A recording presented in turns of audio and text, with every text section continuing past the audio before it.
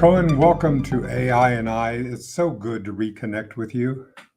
Thank you. I'm very glad to be invited again. So I'm happy to meet you again too. Thank you. Koen, you are on the leading edge of the leading edge in all you're doing with quantum computing and the work. How does it feel to be out there? How does it feel to be, was in your background, were you always an innovator? Did you always have that as a mindset?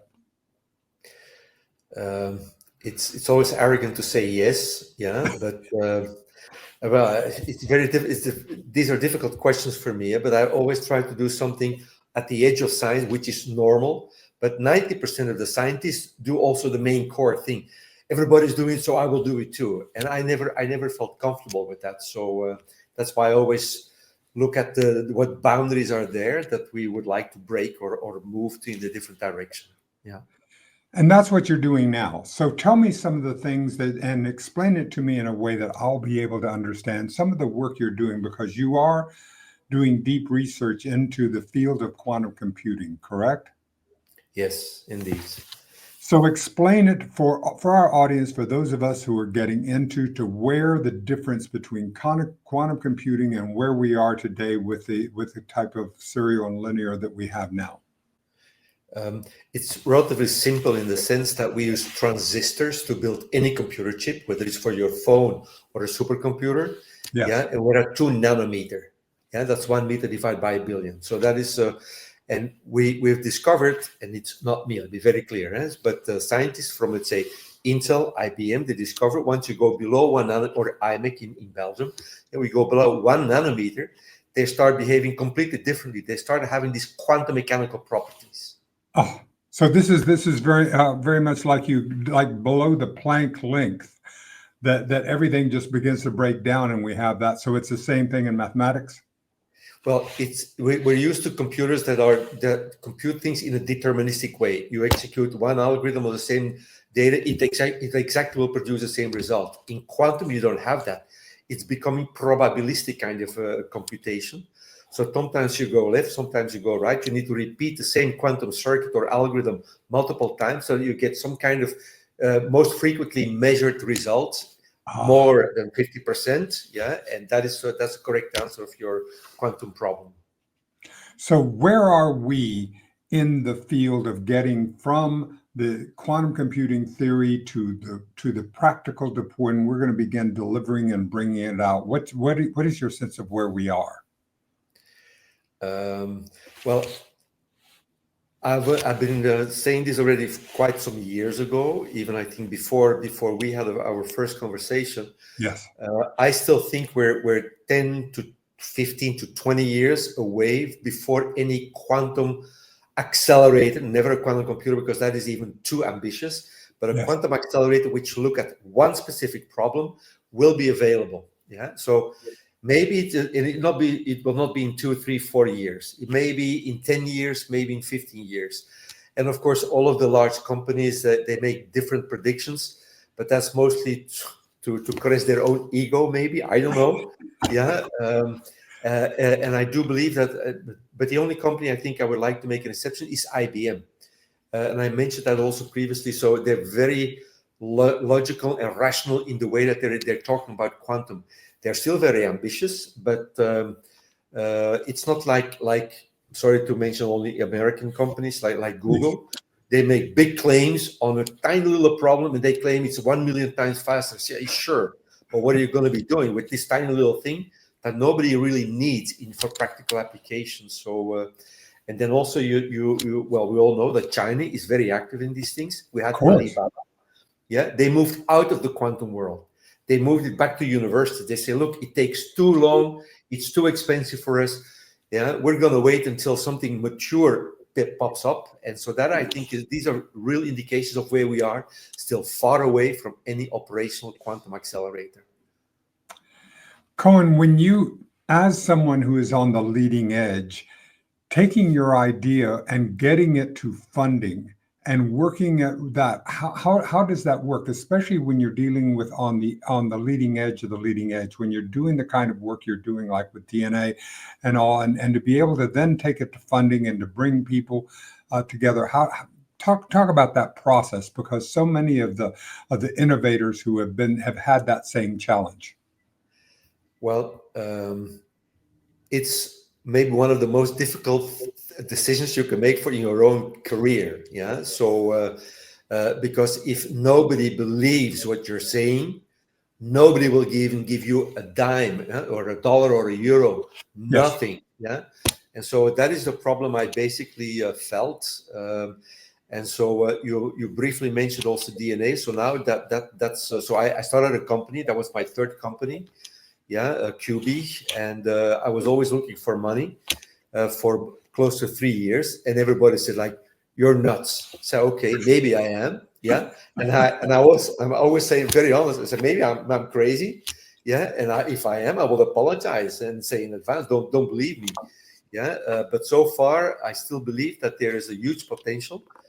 And so last year I had to stop with my company, and I still had a couple of very good, brilliant students who wanted to really stay with me, and hopefully, yeah, there's still 3 that want to stay with me.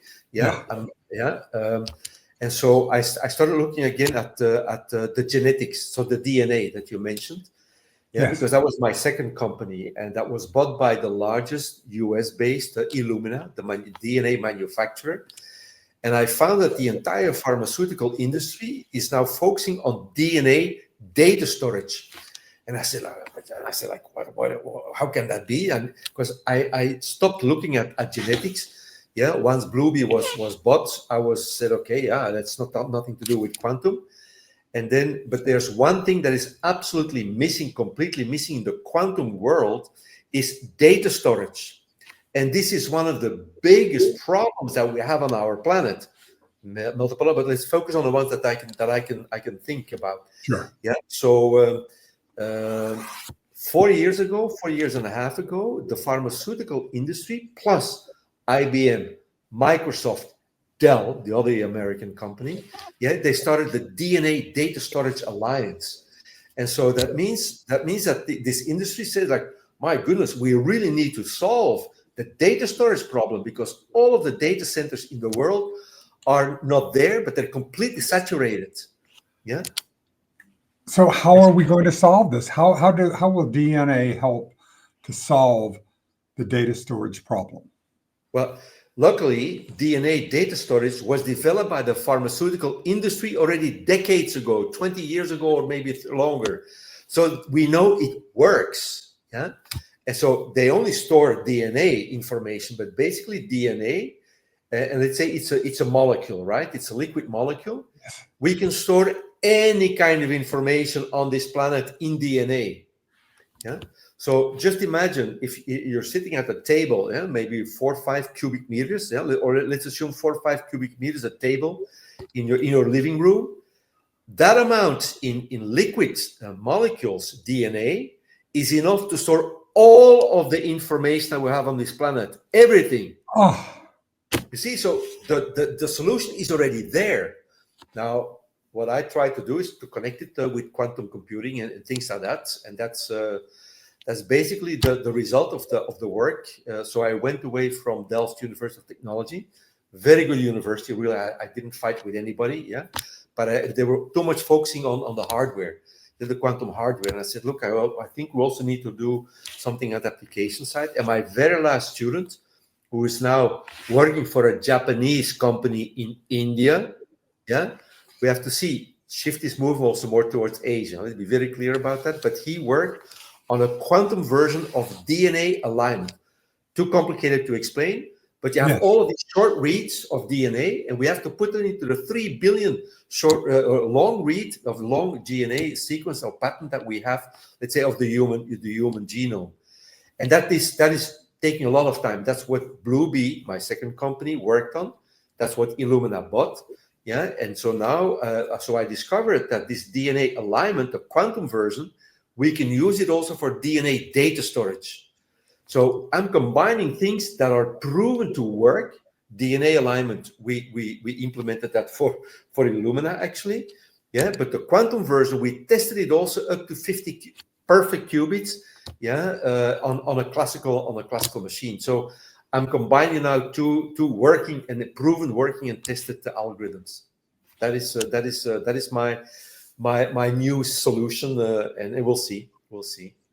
Yeah. So how do you refresh your creativity? When you get blocked, get to a place where you come, all right, I'm right up against the wall and I'm not, what do you do to reset? What in your, I mean, I've read so many innovators, Steve Jobs would go for long walking meetings, they would get ambulatory, it would work. What is your process for creativity, Koen? Well, it's relatively simple. I did for especially talking about last year. I did two things. So I started looking at what the genetics world is doing, this DNA data storage, and I went to South Korea, to a fantastic university, the Korea Advanced Institute of Science and Technology, like Princeton. Yeah, Yes. is also an advanced institute there. So, but the Koreans, they have the same thing. And I went also to a conference that I was in Italy, in Naples. And there I met a Korean professor, Kevin Ree. And we were talking, we visited Pompeii. It was a long, beautiful walk. Yeah, it's a very nicely restored city, old city. But we were talking a lot about quantum and things like that. And he said, look, Koen, why don't you come to KAIST? Yeah, that's the name of the university. We're going to pay everything. Yeah. And you get to know the colleagues there, and maybe we see what we can continue working on quantum. And that is so when I went to Korea, to KAIST, I met a young assistant professor, yeah, Sung Yim. Yeah, I will mention the name because it's important. And he built his own DNA data storage device for his own research, which is biochemistry, so DNA research. And I told him, I said, look, Sung, we can use this DNA data storage also in a quantum context. And he said, look, I know nothing about quantum, but what do you mean? Yeah, I use it simply for my biochemical research. I said, no. Yeah, and so that is where I made the link with space. Yeah, and so that is also 3 months before I had to let go QB. Yeah, I gave a talk at the European Space Agency in Italy. And I really said, look, we need to look at applications, quantum applications for space.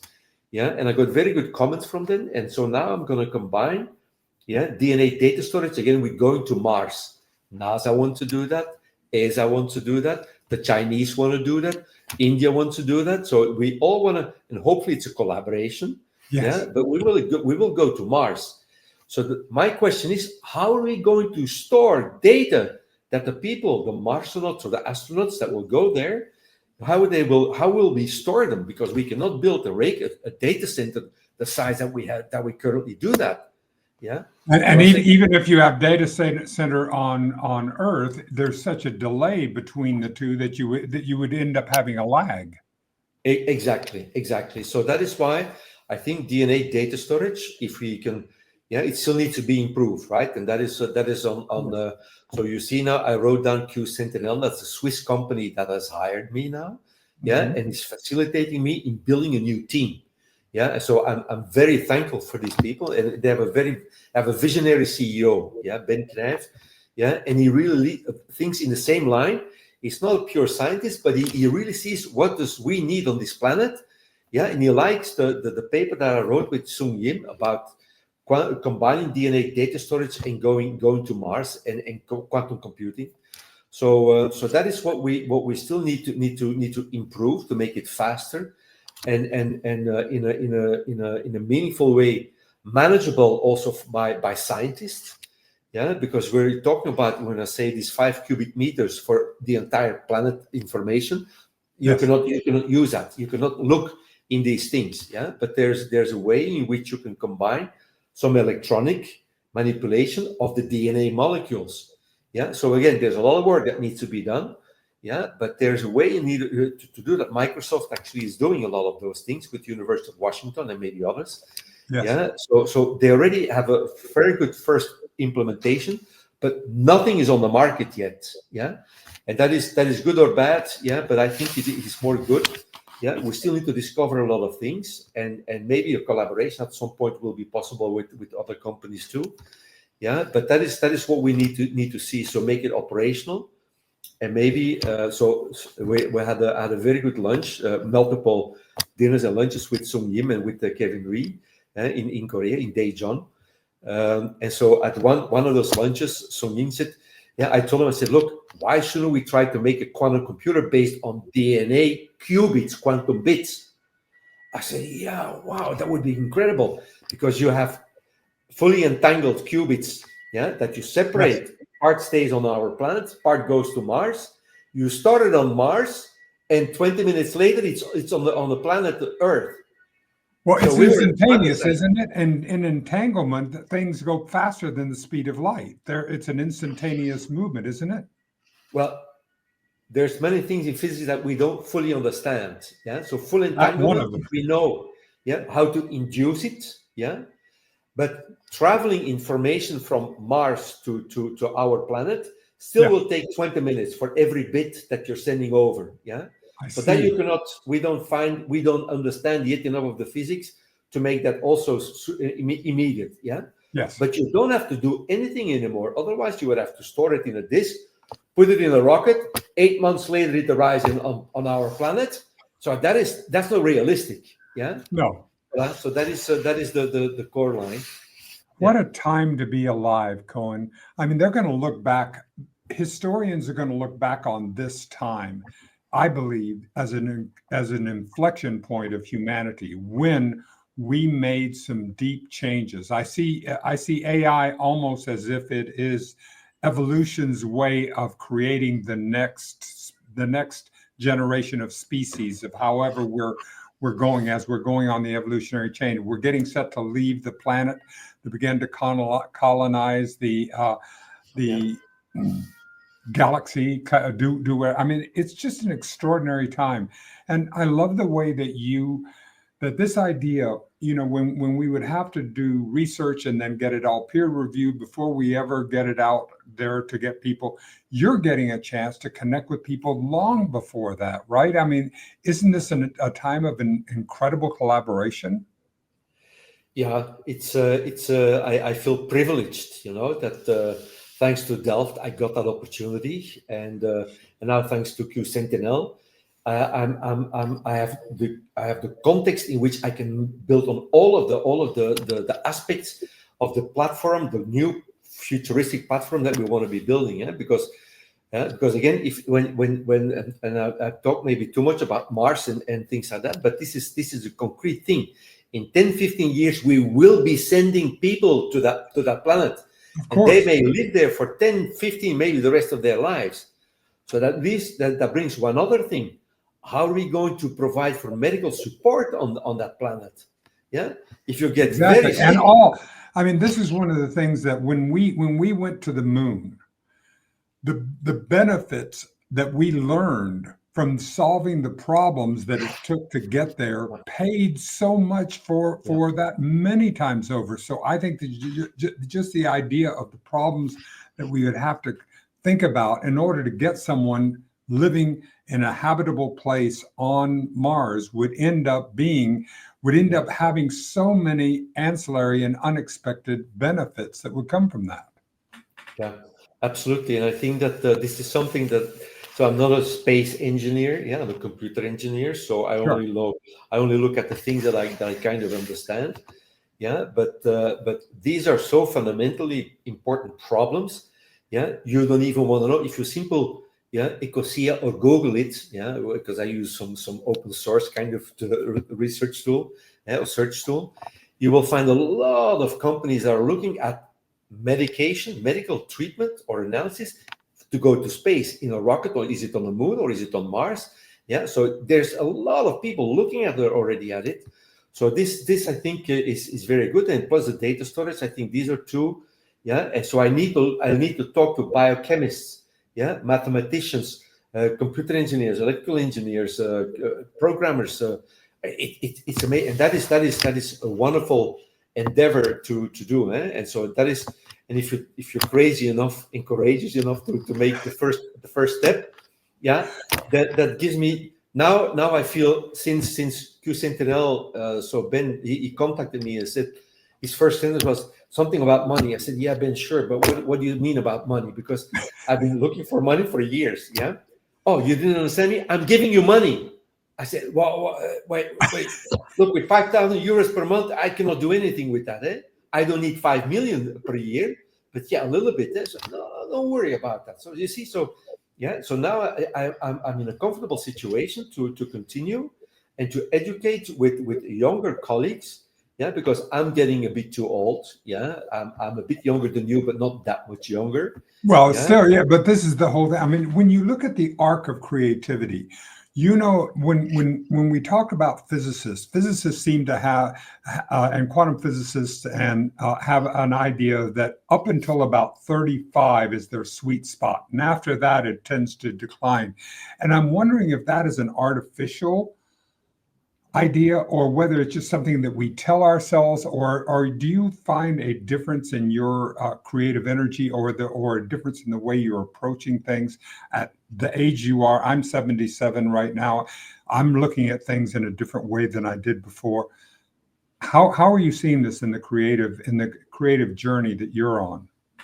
Well, I think it has completely changed, yeah, because what we're doing right now is defining a completely new, radically new way of doing scientific research and leading to new products, completely different. If you think you know about mathematics and you know how to program or whatever it is, it's orthogonal. It's completely different, yeah. And so that is what I find is so fascinating, to discover new people. Yeah, and I had the luck to meet several young people, well, male or female. Yeah, I have two male, all my old PhD students in Delft, but Yes. also two ladies. One, she did chemistry, PhD chemistry, and the other was satellite navigation, so satellite images. Yes, she's a professor in France, and Tamara, she's now working, unfortunately, for a European organization, but they all want to say, man, this is so new. We want to dive into this thing. So I'm trying to bring them together now in this global collaboration that I want to have with other universities and with other companies. So it has completely changed. Back then, yeah, we have a museum here, the Red Star Museum, and there's one famous little fragment of Einstein going back to the United States. And there's an interview where he was interviewed when he arrived in the United States. He could even speak a single word of English. Yeah, science was all written in German back then. Yeah, then since the Second World War, it changed to English. Yeah, so but he did not understand a single word of English. So that was, and there's a single person. Yeah, back then it was kind of simple enough. Let's say relativity theory is very complicated. I'm incapable of doing that. Yeah. But one person was enough to create and formulate the ideas, yeah. And you had that with quantum mechanics too. Was Max Planck also in German, yeah. So a lot of other people in single kind of ideas. But when we look at the quantum computing now, the mathematics that we're using was developed 70 years before the quantum mechanics term was even defined. So that is already from the 19th century, so 1820, something like that. It was the tensor mathematics was defined, had nothing to do with quantum mechanics. And now it turns out like, wow, this is the most natural way of describing it. So multidisciplinarity is by default the only way we can move forward. That is just, and now with being able to have the kind of virtual colleagues and have a virtual office, do you see the opportunity to be able to have, instead of having to travel as much as we do, be able to through some virtual work to be able to have extended and expanded collaborations? Yeah, that's what I'm talking to people in, let's say, in Copenhagen, in Basel, University of Basel. We'll be based also in Basel, actually. QSentinel, they're making an office or a center for the DNA kind of people, or the quantum and DNA. And I'll try to find some pharmaceutical companies too. Yeah, and then we'll see. And with Korea, yeah. So Kai's already said yes, we want to be part of that. Yeah. And Qnova, which is the company of Kevin Rhee, they already are testing their quantum chemistry kind of algorithm. They made their own programming language, yeah, on quantum chemistry. He's an electrical engineer, but he's focusing with 35 people in his company on quantum chemistry, and they're already focusing now specifically on DNA. Yeah, so now, so that is, so it's an entire planet basically that can collaborate. So this is wonderful. Huh? Wow, it's extraordinary. And I think, just as you've been talking, I've been thinking that perhaps that with our current administration in the United States that is stepping back from funding in science and stepping back from funding in research and pulling back, could that have a consequence of increasing the funding around the world and increasing other people stepping up instead of just relying on the United States to be the only place where they have to come in order to do the research?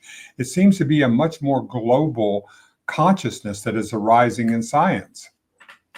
Yeah, I don't want to criticize the United States in any particular way. No, I'll do that. I'll do that. I'll do that for you. So just allow me to say, I think it's truly abysmal that we're doing that. But since we're doing that, since this happens to be where we are right now, there has to be some unintended consequences that come up from people saying, okay, well, since we can't depend upon everything in the United States, maybe we're going to do it ourselves. And then suddenly an entirely new network begins to emerge. Yeah, it is true that, let's say, the American universities, there's a ranking, yeah, and that's a networking thing. Do I know you? You know me, etc. We put ourselves very high on these things. Yeah. So okay, yeah, that's very artificial. Yeah, but okay, everybody believes it, and that's okay. But let's say when you look at purely scientific kind of things, yeah, we should not forget China. Yeah, which was already a well-developed society 2,000-3,000 years ago. We were like a bunch of idiots. It's simply we were exactly. Well, they had this very sophisticated system while we were, yeah. So, but anyway, if you look at Europe, yeah, if you look at the Einstein theory, yeah, the relativity theory, that was born in Germany, yeah. When you do a quantum mechanics, was born in Germany. Denmark is also very active. Science was there before, much farther ahead of where the United States was in just that amount of time. Yeah, but it is so. Of course, the United States has a very big economy and has a large budget. So of course they're capable of attracting a lot of good people. I never considered that to do that. Yeah, myself. Yeah, I only got one offering from, let's say, Californian university. Yeah, but it is what I like now very much is that there's a very much equilibrium, much more balanced collaboration between Europe, China, yeah, and also the United States and India. Exactly. Yeah, so and Korea now, because I don't want to forget Korea. So No. I look now most at Korea and Europe, let's say in the Swiss context, and if there may be a pharmaceutical from United States that wants to participate, I'll be more than happy to do that. But sure. Yeah, it is extremely important that we go towards much more international collaboration, which is good for our planet in any case, right? We can do more than only fight with each other. That is true. What a wonderful way to end it. Well, Koen, will you come back, please, as you're going along this process? Would you be one of our clarions that will tell us what you're learning, what you're doing on this process? As long as I'm on the planet, I'd like to continue to have these conversations with you. As long as I can give you a meaningful answer, I'll be more than happy to do that. Yes. Well, I will work to make sure that I can deduce as much meaning from it as all. But thank you, Koen. And what a lovely way to reconnect with you and to know and to see what you're doing. So thank you for joining us on AI and I today. Okay. Thank you very much, Dennis. See you next time. Thank you.